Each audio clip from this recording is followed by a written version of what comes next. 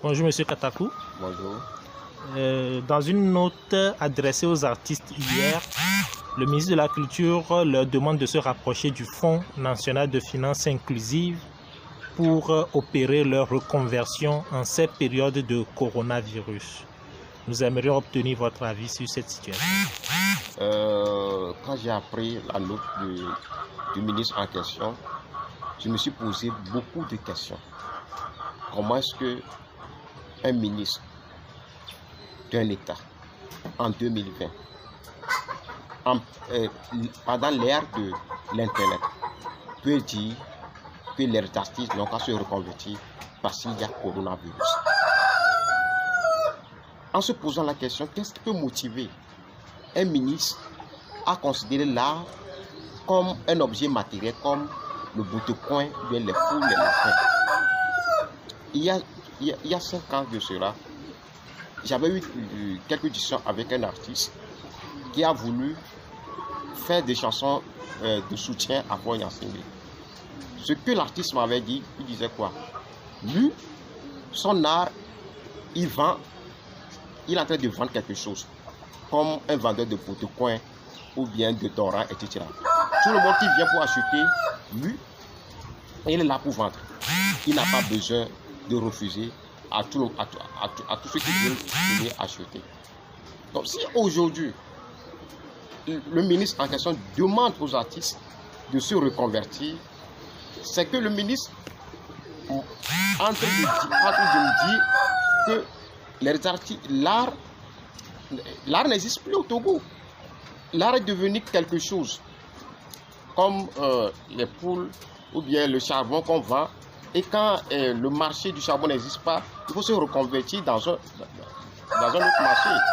Et aujourd'hui, si l'art ne peut plus exister, si l'artiste qui a le champ, qui travaille dans le jardin de l'art, qui est l'art, doit se reconvertir, ça veut dire que le pays va mal.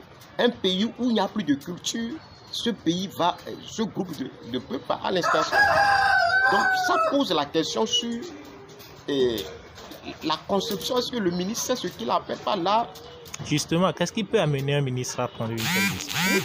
Ça montre le degré de culture qu'a le ministre. Parce que le ministre ne sait pas ce que c'est que l'art. L'art, quand un artiste produit quelque chose, l'artiste partage une partie de son esprit, de son savoir qu'il partage dans le monde. L'artiste, le produit que l'artiste donne, il y a quelque chose d'immatériel, invisible là-dedans. Ce n'est pas le portable, ce n'est pas les chaises, c'est plus que ça. Donc, venir dire aux artistes de se reconvertir pour bénéficier du FNFI. Quand ils ont lancé le programme du FNFI, quel a été son impact dans la vie économique des Togolais, de ceux qui ont bénéficié de ça? Et maintenant, comment on peut demander aux artistes d'aller se postuler à ce programme-là? Vous faites quoi? Alors qu'aujourd'hui, avec l'Internet, l'artiste a plus d'opportunités d'atteindre beaucoup de monde, si la connexion est moins chère au Togo. Je pense que le ministre doit revoir sa note. C'est une honte.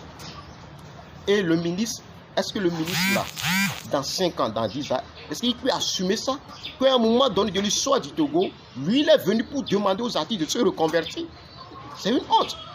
Et ça doit amener les Togolais, ceux qui se disent hommes de culture togolais, à se poser des questions. Que faites-vous? L'art que vous faites aujourd'hui, est-ce qu'on va parler de ça dans 10 ans, dans 15 ans? Vous véhiculez quoi? Concrètement, si le ministre peut dire ça, c'est que le ministre veut vous dire que vous ne faites pas de l'art. Ce que vous êtes en train de faire, c'est de l'animation populaire. Vous êtes en train de vendre un marchandise qu'eux, ils achètent. Donc pour eux, le marché, il n'y a plus un marché pour acheter vos produits là. Maintenant, vous devez aller vous reconvertir pour d'autres choses. C'est ce que le ministre est en train de vous dire. Si effectivement, l'homme de culture togolais sait ce qu'il est, ce qu'il veut, il ne peut pas attendre, ou bien il ne peut pas se soumettre à la loi invisible au Togo, qui consiste à dire il faut produire des œuvres pour abrutir la masse. Il faut produire des œuvres pour chanter de la gloire pour le fond Nyasumbe. Il faut produire des œuvres pour amener les jeunes à ne pas s'engager. Il faut voir les œuvres artistiques des différents artistes. Je parle surtout des musiciens togolais. Il va falloir que les gens s'interrogent sur ce qu'est l'art. Dans une société, quand on amène l'art à ce niveau, c'est grave. Quelles peuvent être les conséquences d'une telle décision? Les conséquences d'une telle décision, ça, dans l'avenir, nous tendons vers la destruction de l'humain. Parce que ce qui reste avec un homme, c'est sa culture. Si aujourd'hui on parle des pharaons aujourd'hui, des autres peuples aujourd'hui, c'est leur culture qu'ils ont, que nous connaissons. C'est grâce à cette culture-là qu'on parle d'eux. Si aujourd'hui on dit que l'art, on doit fermer l'art pour un temps, parce qu'il y a Covid-19, ça veut dire que la culture du Togo est en train d'être détruite. Ça veut dire que le ministère de la Culture n'a plus sa raison d'exister. Et ça montre que le Togo a touché le fond. Le Togo a touché le fond et ça interpelle la conscience de tout un chacun de nous qu'il n'y a plus d'échappatoire possible. Quand on dit que le pays ne va pas bien, ce n'est pas parce qu'on est contre quelqu'un. C'est parce qu'on est contre l'intérêt de quelqu'un. C'est parce que ce qu'on est en train de semer aujourd'hui ne va pas permettre à tout un chacun de pouvoir développer son potentiel humain. Si aujourd'hui les autres pays écoutent qu'un ministre de la culture dire aux artistes de se reconvertir, ils vont penser quoi des Togolais? C'est une honte, c'est une absurdité. Comment avec Android aujourd'hui, on peut dire ça aux artistes? Et le ministre a eu l'audace de dire ça parce qu'il sait que ces artistes-là dépendent d'eux. Ces artistes sont devenus des mendiants qui sont obligés de se plier sur la décision des gouvernants togolais pour produire des œuvres selon l'humeur de ceux qui dirigent le Togo. Est-ce que vous avez un message à l'endroit de nos artistes ou même à l'endroit de Monsieur le ministre de la Culture? Un message à l'endroit des artistes togolais. Les artistes doivent, comme les artistes des autres pays, s'engager pour l'émancipation mentale de tous aux Togolais. Quand on est dans un environnement oppressif, que tout autour de nous, il n'y a que la misère, et qu'on voit notre génération, ceux qui réussissent, et qu'on voit nos jeunes frères, on voit ce qui se passe dans nos hôpitaux, dans nos villages. On voit tout cela, mais on refuse de s'engager pour la justice sociale. Ce qui arrivera demain sera trop tard.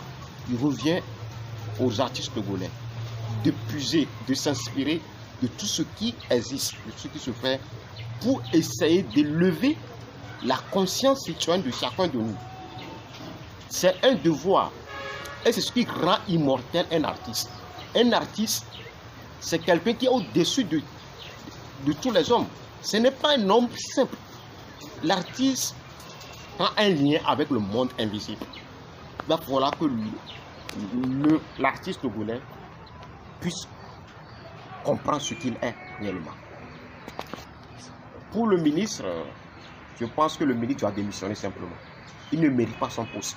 C'est une honte. Au XXIe siècle, un ministre qui dit ça, c'est une honte pour ses enfants, pour sa famille, pour le pays entier. Le ministre doit déposer sa démission. Merci, Monsieur Katako. De rien.